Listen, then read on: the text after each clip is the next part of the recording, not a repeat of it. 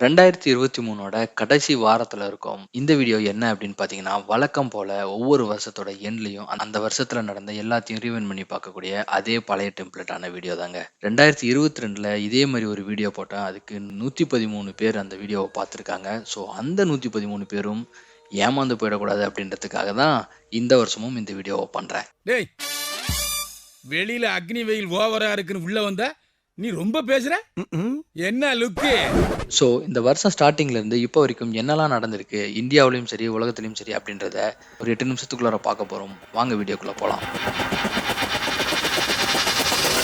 So இந்தியாவை பொறுத்த வரைக்கும் இந்த வருஷம் 2023 அப்படின்றது மிக முக்கியமான ஒரு வருஷமா இருந்திருக்கு. காரணம் என்ன அப்படின்னு கேட்டிங்கன்னா, உலகத்திலேயே அதிக பாப்புலேஷன் உடைய ஒரு நாடா இருந்த சைனாவை பீட் பண்ணி இந்தியா தான் உலகத்திலேயே அதிக பாப்புலேஷன் கொண்ட ஒரு நாடா இந்த 2023ல மாறி இருக்கு அப்படின்னே சொல்லலாம். இது இந்தியாவுக்கு பல்வேறு வகையில ஒரு நல்ல விஷயமாகவும் பார்க்கப்படுது. காரணம் என்னன்னு கேட்டிங்கன்னா, more number of man power இங்க இருக்கிறதுனால நெறைய விஷயங்கள் நம்மளால சாதிக்க முடியும் அப்படின்ற மாரியும் சொல்றாங்க. ஸோ 2023ல இந்தியா சைனாவ பாப்புலேஷன் லெவல்ல பீட் பண்ணியிருக்கு அப்படின்றது இந்த வருஷம் நடந்த ஒரு மிக முக்கியமான விஷயம். அடுத்து என்ன அப்படின்னு பார்த்தீங்கன்னா, துருக்கியிலும் சிரியாவிலும் நடந்த சக்தி வாய்ந்த 2 நிலநடுக்கங்கள். காலையில 4:25 AM பக்கமா இந்த நிலநடுக்கம் வந்து ஐடென்டிஃபை பண்ணப்பட்டிருக்கு. துருக்கியிலும் சிரியாவிலும் ஏற்பட்ட இந்த நிலநடுக்கம் ரிக்டர் அளவுகோல்ல 7.8 மற்றும் 7.6 அப்படின்ற அளவுக்கு பதிவாகியிருக்கு. துருக்கியில கிட்டத்தட்ட 59,000 மக்கள் இறந்திருக்காங்க. அதே மாதிரி சிரியாவுல கிட்டத்தட்ட 8,000க்கும் மேற்பட்ட மக்கள் இந்த நிலநடுக்கத்தினால இறந்திருக்காங்க. அடுத்து என்ன அப்படின்னு பார்த்தீங்கன்னா, Twitter name changed to X. ஆமாங்க, எலான் மஸ்க் ட்விட்டர் நிறுவனத்தை வாங்கினாரு அப்படின்றத போன வருஷம் நியூஸா இருந்தது. ஸோ அந்த நிறுவனத்தை வாங்கினதுக்கு அப்புறம் அவர் அதுல பல்வேறு சேஞ்சஸ் பண்ணிட்டு இருந்தாரு. அதுல ஒரு சேஞ்சஸா அதோட பேரையும் லோகோவையும் ட்விட்டர் அப்படின்றதுல இருந்து எக்ஸ் அப்படின்னு சொல்லி மாத்தி விட்டாரு. ஸோ இந்த ஒரு விஷயம் நம்மள பல பேருக்கு தெரியாம இருந்திருக்கும், சில பேருக்கு தெரிஞ்சிருக்கும். அது என்ன அப்படின்னு பார்த்தீங்கன்னா, சவுத் ஆப்பிரிக்காவில் 2023ல ஒரு சக்தி வாய்ந்த புயல் வந்து பார்த்தீங்கன்னா தாக்கியிருக்கு. அது பேர் வந்து பார்த்தீங்கன்னா ஃப்ரெடி அப்படின்னு சொல்லி வச்சிருக்காங்க. இதுல கிட்டத்தட்ட 1400 பேர் இந்த பர்டிகுலர் சைக்ளோன் மூலமா இறந்திருக்காங்க. ஸோ இது அந்த சவுத் ஆப்பிரிக்கா கான்டினென்ட்ல ரொம்ப பெரிய தாக்கத்தை ஏற்படுத்தின ஒரு நியூஸ் அப்படின்னே சொல்லலாம். ஸோ இதை தாண்டி உலக அளவில் இன்னும் சில இன்சிடென்ட்ஸ் நடந்திருக்கு. குறிப்பாக சொல்லணும் அப்படின்னா, காசா அட்டாக், அதாவது பாலஸ்தீனுக்கும் இஸ்ரேலுக்கும் நடந்துகிட்டு இருக்கக்கூடிய போர். பட் 2022ஓட கம்பேர் பண்றப்போ 2023ல அந்த அளவுக்கு பெரிய ஒரு இன்சிடென்ட்ஸ் எதுவும் இங்க நடக்கல அப்படின்னு சொல்லலாம். எக்ஸப்ட் இந்த பாலஸ்தீன் அண்ட் இஸ்ரேல் வார். இந்தியாவில் ஜனவரி மாசமே இந்தியாவில் இருக்கக்கூடிய ரெஸ்லிங் வீரர்ஸ் எல்லாருமே, அதாவது ஒலிம்பிக் பதக்கம் என்ற மல்யுத்த வீரர் வீராங்கனைகள் ஒரு போராட்டத்தை ஆரம்பிக்கிறாங்க டெல்லி ஜந்தர் மந்தர் அந்த திடல்ல.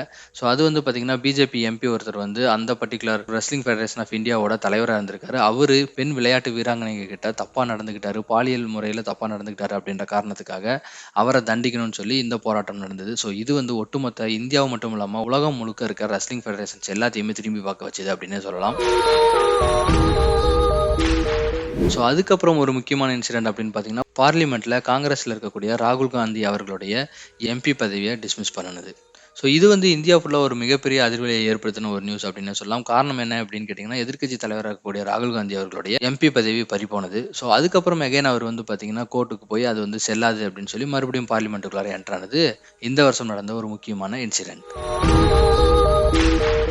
ஸோ அடுத்து வர நியூஸும் பார்லிமெண்ட் சம்மந்தப்பட்டது தான். அதாவது பழைய பார்லிமெண்ட்ல இட பிரச்சனை மற்றும் நிர்வாக பிரச்சனைலாம் இருக்கு அப்படின்ற காரணத்துக்காக புதுசா ஒரு பாராளுமன்ற கட்டிடத்தை மோடி தலைமையிலான அரசு இந்த வருஷம் திறந்தாங்க. ஸோ அது மட்டும் இல்லாம அந்த இனாகரல் ஃபங்க்ஷனை ஒட்டியே நிறைய சர்ச்சையான விஷயங்கள் நடந்தது. அதாவது செங்கோல் அப்படின்ற ஒரு பிரச்சனையா இருக்கட்டும், அடுத்தது வந்து அந்த இனாகரல் ஃபங்க்ஷனுக்கு இந்தியாவுடைய குடியரசுத் தலைவரான திரௌபதி முர்முவை கூப்பிடல அப்படின்ற விஷயமா இருக்கட்டும். ஸோ இதெல்லாம் அந்த பர்டிகுலர் நிகழ்வை சுத்தி நடந்த கான்ட்ரவர்சியான விஷயங்கள்.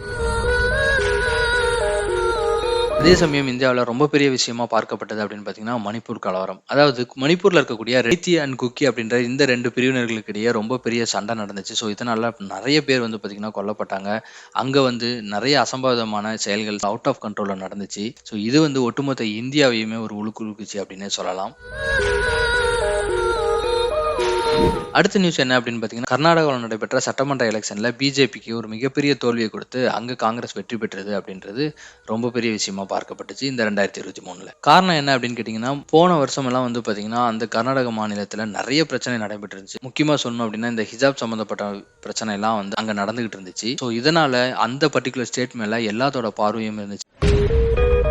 அடுத்து ஒட்டுமொத்த இந்தியாவையுமே வந்து ஒரு உலுக்குனது மட்டும் இல்லாம எல்லாத்தையும் சோகத்துல ஆழ்த்தின இன்னொரு விஷயம் அப்படின்னு பாத்தீங்கன்னா, அது ஒடிசாவுல கோரமண்டல் எக்ஸ்பிரஸுக்கு நடந்த அந்த விபத்து. ஸோ இந்த விபத்துனால பாத்தீங்கன்னா கிட்டத்தட்ட 250க்கும் மேற்பட்ட அப்பாவி மக்கள் இறந்து போனாங்க. அடுத்த நியூஸ் பார்த்தீங்கன்னா, இந்தியர்கள் எல்லாமே வந்து தூக்கி கொண்டாடின ஒரு நியூஸ் அப்படின்னே சொல்லலாம். அதாவது சந்திராயன்-3 வந்து பார்த்தீங்கன்னா, மூன்ல அதோட சவுத் போல்ல வந்து சாஃப்ட் லேண்ட் பண்ணுனது. இந்த பர்ட்டிகுலர் அச்சீவ்மெண்ட் இந்தியா மட்டும் இல்லாம, ஒட்டுமொத்த உலகமும் இந்தியாவின் பக்கம் திரும்பி பார்ப்பதற்கு ரொம்ப பெரிய காரணமா அமைஞ்சது. ஏன்னா, இதுவரைக்கும் நிலவுடைய தென் துருவ பகுதிய யாருமே வந்து ரீச் பண்ணுனதில்ல. அந்த ஒரு சூழ்நிலையில இந்தியா வந்து சந்திராயன்-3 மூலமா ரீச் பண்ணுனது ரொம்ப பெரிய சாதனையா பார்க்கப்பட்டுச்சு இந்த 2023ல.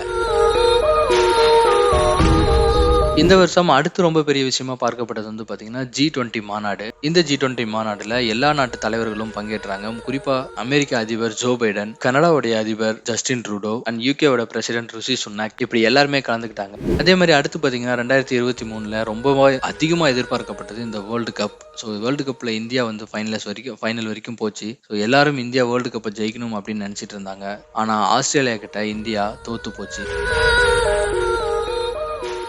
ஸோ இப்போ ரீசெண்டாக பார்த்தீங்கன்னா டிசம்பர் மாதம் இந்த புதிய பாராளுமன்ற கட்டிடத்தில் ஒரு செக்யூரிட்டி பிரீச் நடந்துச்சு. அதுவும் வந்து பார்த்தீங்கன்னா ரொம்ப பெரிய கான்ட்ரவர்சி ஆச்சு. அதாவது அந்த புதிய பாராளுமன்ற கட்டிடத்துக்குள்ளார 2 பேர் வந்து இல்லீகலா அவை நடந்துகிட்டு இருக்கும் பொழுதே உள்ளார புகுந்திருக்காங்க. ஸோ அது வந்து ஒரு பெரிய செக்யூரிட்டி பிரீச்சா பார்க்கப்பட்டது.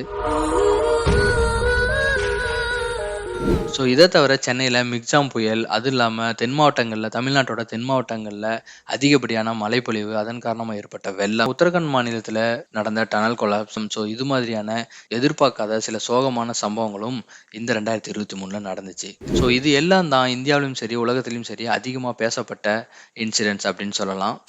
ஓகே, அப்படி இப்படின்னு 2023ஓட எண்டுக்கு வந்துட்டோம். ஸோ வழக்கமாக சொல்கிறது தான், இந்த வருஷம் ஒரு மாதிரி முடிஞ்சிருச்சு, இனி வரும் வருஷமாவது எல்லாருக்கும் நல்ல வருஷமா அமையணும் அப்படின்னு சொல்லி விஷ் பண்ணிட்டு நான் இங்கேருந்து கிளம்பிக்கிறேன். இந்த வீடியோ உங்களுக்கு பிடிச்சிருந்ததுன்னா மறக்காமல் இந்த வீடியோவை லைக் பண்ணி இந்த சேனலை சப்ஸ்கிரைப் பண்ணிக்கோங்க. ஸோ மீண்டும் உங்களை அடுத்த வீடியோவில் அடுத்த வருஷம் சந்திக்கிறேன்.